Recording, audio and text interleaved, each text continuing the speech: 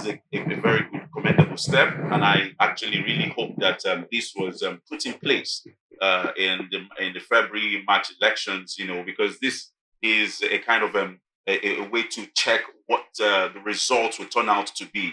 And with this, we're supposed to expect something very commendable, something very reliable and fair in this election. Is that correct?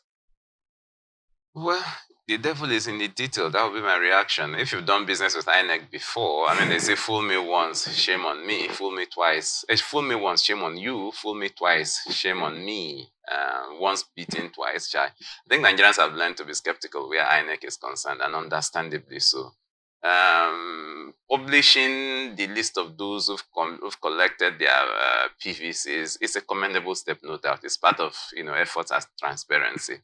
But there's a lot more that ought to be done beyond that. I mean, I've heard repeatedly questions directed at the INEC chairman himself or one of the officials of the commission to say, look, are you going to commit yourself to electronic transmission of results from the polling unit? And each time that question comes up, they become ambiguous, they become vague, they begin to equivocate.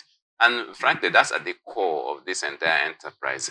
Once voters are not sure that their votes will count, you're going to see cases of voter apathy, you're going to open up channels for all kinds of violence, and then ultimately you're going to see long, drawn-out litigation after the elections. And it's really not good for the system. What it does is that it gradually erodes public confidence in a public institution that is at the core of this thing we call democracy. Ours is a representative democracy. We can't all go to parliament.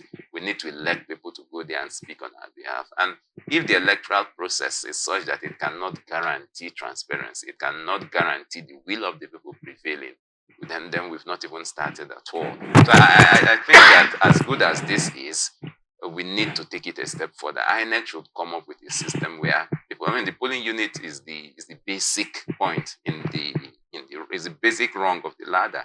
If we can ensure that once voting is concluded at the polling unit level, results are tabulated or computed, then they can be uploaded to a certain server or somewhere. From that point, we are going to cut out a lot of the problems that we face along the line. Because sometimes, between the actual voting at the polling units and the collation of results at the local government, we find that figures get changed.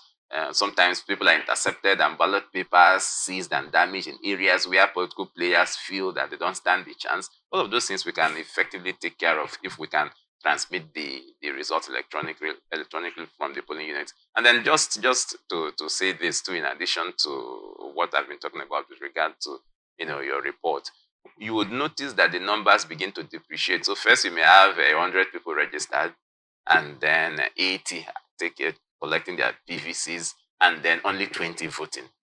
I have always maintained that there is something suspicious about our electoral register.